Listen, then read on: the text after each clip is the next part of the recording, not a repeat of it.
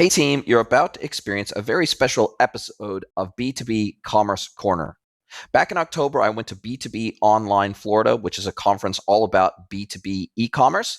And we had such a fantastic time, my wife and I, as we attended this conference. We learned a ton, and I had a fantastic opportunity to grab some Vox Pops. And Vox Pop stands for Vox Populi, or Voice of the People. I had a chance to grab some recordings of different people that were attending the event to get their thoughts on how the event was going and what they were able to glean from the event. And hopefully this will be an interesting episode for you, especially if you're considering attending either B2B Online Florida and or B2B Online Chicago next year. Enjoy. Welcome to B2B Commerce Corner. Commerce Corner is a sub-series of the E-Commerce Edge podcast discussing all things B2B commerce through the lens of agencies, consultants, merchants, and more. Enjoy.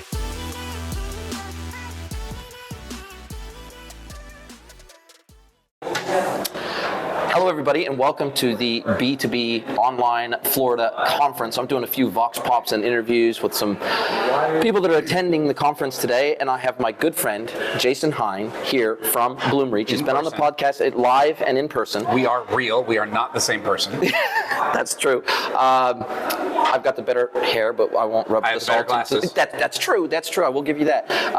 But Jace, it is awesome to finally meet you in person after having multiple conversations online, podcast, etc. Yeah. So what do you think about B2B Online Florida? And I realize it's early days. We've only been here like a half a day, but what do you think about it so far?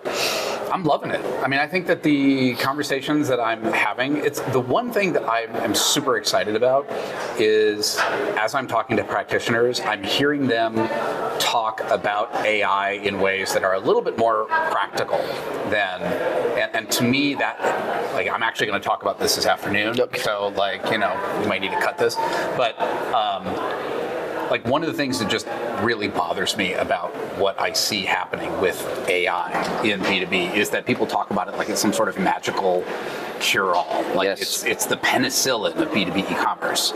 You know, content problems? Oh, AI is going to solve that. Yeah. Platform problems? AI will solve that. Marketing problems? AI will solve that. But like the truth is, it's more nuanced than that. There are so many different kinds of tools that all do different things. Is it AI? Yeah, but what kind of AI? And so what I'm excited about is I'm hearing more people try to talk more specifically about, well, is this generative AI? Is it discriminative AI? Like, what exactly are we talking about? And that's the kind of conversations that I want this industry to start having, is let's get into the brass tacks about what do we do with it. And I think, not only do I agree with you 100%, but I'm seeing the same thing in the sense that operational AI is the term I would use, is that instead of this pie in the sky, AI is only used for marketing, right? Yes. Weaponizing marketing through smart services, right? Yep. We're now starting to think about AI and its impact on supply chains. We're starting to think about AI and its impact in demand planning. We're pricing. Price, dynamic pricing now is within reach of many brands where it never used to be before, particularly in the B2B space where they might have one price list per customer. Yeah. And so, and the modeling, the financial modeling in particular, the forward-looking financially modeling, okay, cool, I pull this lever with this price list, what is that going to do to my revenue? What's that going to do to my profitability? What's going to do to that, to my risk of churn? I think we're starting to bring a lot of the concepts of retail e-commerce into the B2B sphere, and I think that's only going to help B2B players get smarter. I think some of it has to do with the fact that the technology that was built for consumers, right, was built for a consumer. Yeah. Where, like, okay, consumers for certain kinds of products generally have a lot of things in common. We all wear shoes. We all buy pants. The hard part is that in B2B, because of like distributors in particular sell to very different companies, like the gloves that I sell to a hospital are very different from the gloves that I sell to a welding yard. 100%. And so where AI really can help is being able to track all of the behaviors from people in each industry and roll things up, and so that we can actually make pricing recommendations for medical versus pricing recommendations for, you know, aerospace and automotive. Like, you know, automotive right now probably a little concerned about price. So you know, I think they're concerned about getting chips. I think they're concerned about keeping labor. Yeah. But that I think is why this is such an exciting time for B2B when it comes to AI is that the technology is there now to take this aggregation of behaviors at scale across many, many, many, many different kinds of customer personas and types. Because we can lean on the deep learning side of it now, we don't have to preload all of these things to look for and watch for, and we can just say like, hey, look, here's some behavior coming from this type of user based on what we've learned. That's probably a medical buyer, or that's probably an automotive buyer, and that's where I think the rubber really hits the road. And you can even say something as simple as, find me people like this. Yeah. You don't necessarily need to know what this is, but if you can identify at least one customer that takes a certain behavior that you want to find more of, that's where AI excels and where it's almost impossible for humans to do that heavy lift. So I think you're 100% right. AI applied in the right place at the right time can strategically give humans superpowers. Absolutely. And I can't wait to learn more about not only what everybody else is doing in the AI space for B2B, but what Bloomreach is doing with AI in the B2B space. Jason, thank you so much for dropping by. Can't wait to spend more time with you today. So I'm here at B2B Online, and I've got Tom Fleural with me from Znode. How you doing, Tom? Doing well. How are you, Jason? I am doing so well. I've been hanging out for this. This is the first big in-person conference I've been to, I think, in about 2 years because of COVID. So 2 years. Should be like 4 years. No, it was longer than that. Actually, yeah, over 3, I think. So yeah, it's been a long time. It's been so long that I can't even remember the last in-person conference I did. But I was hanging out to come to this. And how about yourself? Were you really keen to come to this? Yes, we've been doing since late 2022. We've been doing shows pretty consistently again. Yeah, because I was based in New Zealand until I recently moved to Mexico, we were way worse off and we were locked down for a lot longer. Right. And so I'm super keen to be here, and I'm meeting so many people in person that I've only ever met online before, you being one of those. One of them, yep. And I'm super stoked to have you here. And is Znode actually presenting? Znode actually presented at 11 a.m. this morning with Heister Yale Group. Yep. I actually didn't do much of the talking. Heister Yale Group did all the work, which was great. They did a great job. And what did you guys talk about? So they're running our platform Znode for B2B e-commerce and also channel enablement. So they sell through dealers, and they talked about how based upon login, if I'm an end customer, I can log in and I can put in my serial number for my forklift, and I get actually the parts exploder and everything I need for my forklift, but my dealer fulfills it. Perfect. If I'm a dealer and I log in, I get to buy it at my appropriate price and I get my dealer experience, but it's a single pane of glass, and depending on who logs in, they get their personalization. Wow. And that's what I love about B2B, is that there's no such thing as vanilla in B2B.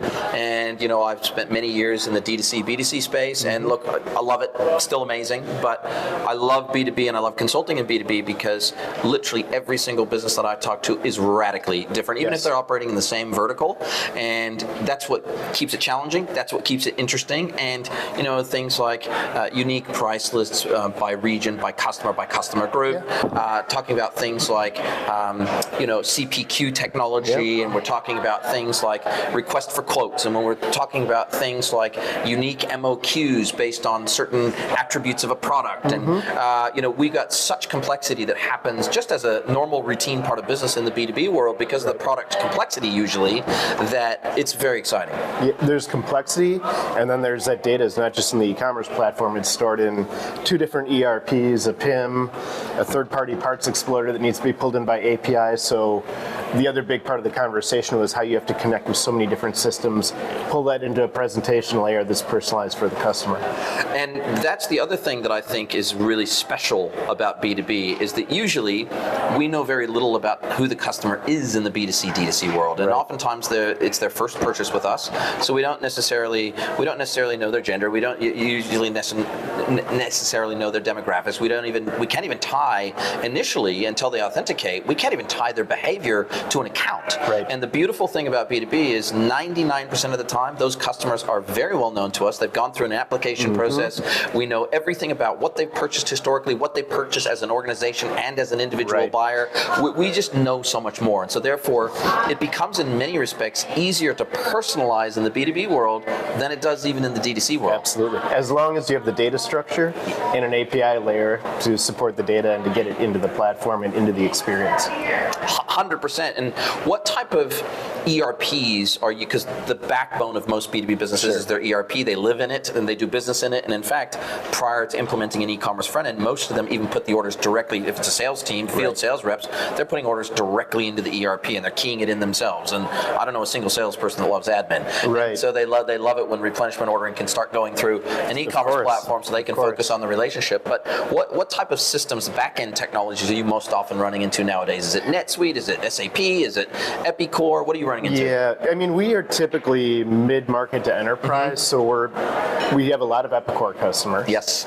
Which is a traditional mid-market platform. Absolutely. We have a fair number of SAP customers, some Oracle. We still have some customers that are in AS400s. Wow. It's not unusual, though, that we have customers that have 4 or 5 ERPs. They either have an ERP by region or through M&A. And one thing we've solved for is routing orders to the appropriate ERP if it's multiple ERP organization.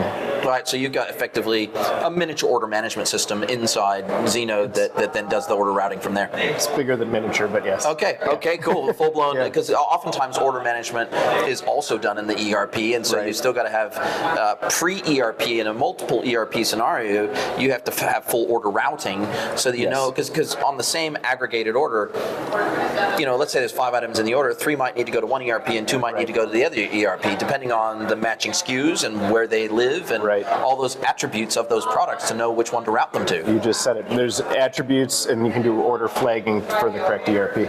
Absolutely, I love it. And what are you looking forward to the most in terms of like presentations you want to go see or people that you're going to talk to? What are you looking forward to the most? I'm curious about AI like everybody else. And we actually have a partner who's used AI to bring in product information and SEO directly into the platform using our connector framework. So I'm curious to see how other companies are using it, because what I always think about it is it something that should be in an e-commerce product, or should it be pulled in from a best of breed through APIs into the platform? And looking at those trade-offs is something that I'm definitely interested in here. Love it. Tom, thank you so much for your time. And if people want to find you and Zenode, do they just go to zenode.com? ZNODE.com, Zenode. Too easy. Thank you very much, my friend. Really appreciate it. Good seeing you. Okay, so I am here with Jenny Alexander here at B2B Online Florida. Yeah. And as per my previous couple of little clips, I'm just talking to people who have come to the sessions today about what their thoughts are about B2B Online, what they hoped to get out of being here, and have you gotten that out of it yet? And then I know that we're having a fireside chat tomorrow, which I'm very much looking forward to, and looking at some of the convergence between D2C and B2B and what some of those overlaps look like and what B2B can learn from D2C as well. So what have you got so far, and is it kind of lived up to your expectations? Yeah, well, first of all, it's awesome to be here because it's sunny Florida and the weather is absolutely perfect. So point 1, check. I think the second thing just showed up, and I got to see a great presentation around personalization in the B2B space, and I think that that's something that's super underrated. So I really, really loved that presentation. I think it was by a woman named Anu Gupta, and she did a great job really just talking about some great personalization tactics. And so I'm just looking to hear a lot more of that. What are the success stories? What are people doing that's great? And where do people need help? What are some of the challenges that people are seeing in the B2B space? And hopefully I can later on tomorrow we can chat a little bit about that more and hopefully shed a little bit of light on just what we can do in this space to make it rock even more. I couldn't agree more, and I saw some sessions. I was chairing the B-Track sessions here in one of the rooms, and we got to hear from 2 amazing merchants telling their stories of digital transformation in B2B e-commerce. One is the largest HVAC distributor in the Americas. They're a multi-billion-dollar business. Then we heard from another merchant the person who took over as the head of e-commerce and digital transformation. He came from a $32 billion business into the current business he's in, which is a $100 million a year business. And he was talking about the challenges of digital transformation in a hyperscale business versus a smaller business with fewer resources and what that looks like. And he, over the last 12 months, he and his team have replatformed e-commerce, PIM, and full customer service stack in less than 12 months. That's and impressive. So being able to share those learnings, I think, and the war wounds that go along with that, the wins, the losses, the challenges, what he would do differently, what he wouldn't do differently. I think that for me personally, merchant stories are super important because in the B2C and D2C world, merchant stories are common. Merchants are very happy to kind of open the kimono, and what I've learned playing in the B2B space, less likely to share stories. They play their cards a little bit closer to their chest. They're not necessarily as willing to get on stage and share warts and all, what's worked and what hasn't. And so I really respect these merchants who have gotten up there, buried it all, done a full presentation end to end of everything they've done in a 12-month window. Both of these merchants have had significant transformations in 12 months. So it can be done. I know a lot of B2B projects, will go 18 months, 24 months, whatever, but you can get a lot done in 12 months with the right scope and with the right team and with the right partners, both tech and agency. You can get a lot accomplished with focus. You really can, and I think it's interesting because sometimes, you think that the big companies, they have all the money, they can do all of this stuff, but sometimes it's the smaller companies that can get stuff done faster, and they're a little bit more nimble, and the way that they think is a little bit more like a startup, and they can take those risks, and that's something that's really interesting to see, where you get those success stories about replatforming with 3 different platforms. E-commerce, PIM, and customer service, all and omni-channel system integration, all delivered in under 12 months. It's impressive. Yeah. And so, look, I've learned a lot. I've enjoyed, the personalities are also different, and it just goes to show, I think, similar to D2C, that if you've got vision, if you've got drive, if you're hungry, then the B2B e-commerce space will welcome you with open arms, even if you don't have a ton of experience in the space, because the B2B space is hungry for digital skills. So if you've got any kind of digital skill set, if you've got an e-commerce skill set, but you don't necessarily have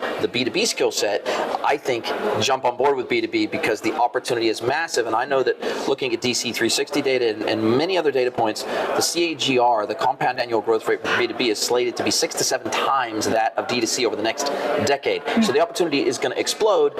And given that B2B is about 10 years behind D2C in terms of digital adoption, at least, there's a lot to get done over the next decade. Yeah, absolutely. And I think just the size, like you said, the size and scope and growth of B2B being as big as it is, it still does surprise me that it's the redheaded stepchild of e-commerce. Totally. If I can use that term, but it is the redheaded stepchild of e-commerce. And e-commerce itself is still a redheaded stepchild of retail. Yes. So you have that, IT. And you have that sort of double piece that just makes it, I think, harder at times and harder to be heard. But you have to keep pushing. And if you're in a company that needs that help, and you can just keep pushing to say this is what we need to do because the growth is there, you'll get it. You'll absolutely get it, and it keeps it interesting. And there's nothing about B2B e-commerce that's boring. No, not Jenny, at all. thank you so much for joining me. Absolutely. I cannot wait for our fireside tomorrow. I'm so looking forward to it. Absolutely. Cheers.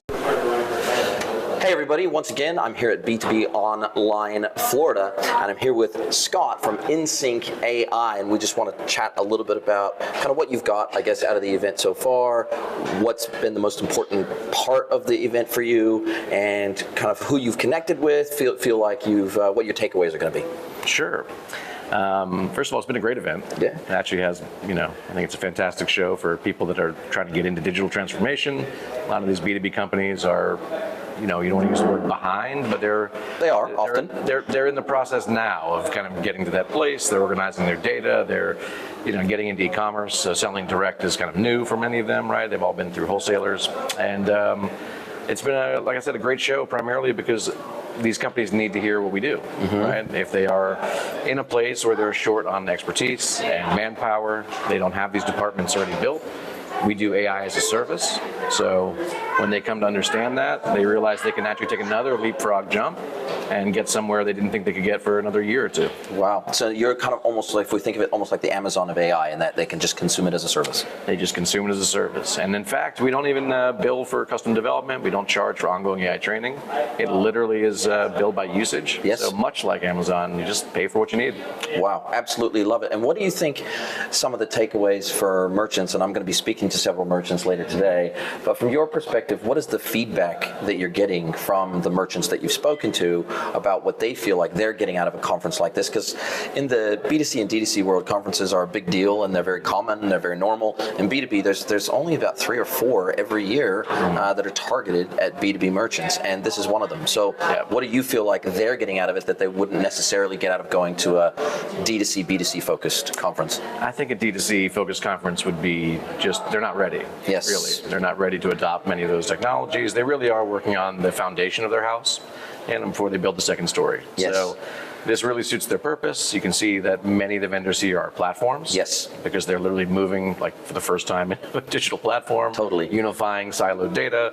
And this is what they need to hear about. They're definitely learning from each other. Yes. And they're learning from the vendors. Yes. So I don't think they would get the same value out of listening to LVMH and how they've segmented their CRM and gone that deep. It's just they're not there. Yeah, I couldn't agree more. And in fact, I saw, unlike a lot of B2C, D2C conferences where merchants often avoid the vendor area on purpose because they've heard of them all, they know them all, they know their proposition, all that sort of stuff. I've noticed that the vendor hall here has actually been packed with people most of the time when there's been gaps between sessions, and they're actually going in and they're actually having conversations with the different vendors, because this is somewhat, in many respects, brand new to them.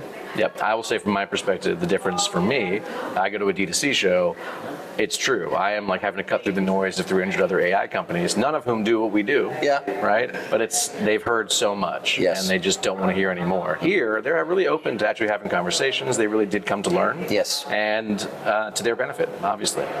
Wow, absolutely amazing, Scott. Thank you for your time. I appreciate it, and I hope you enjoy the rest of B2B Online Florida.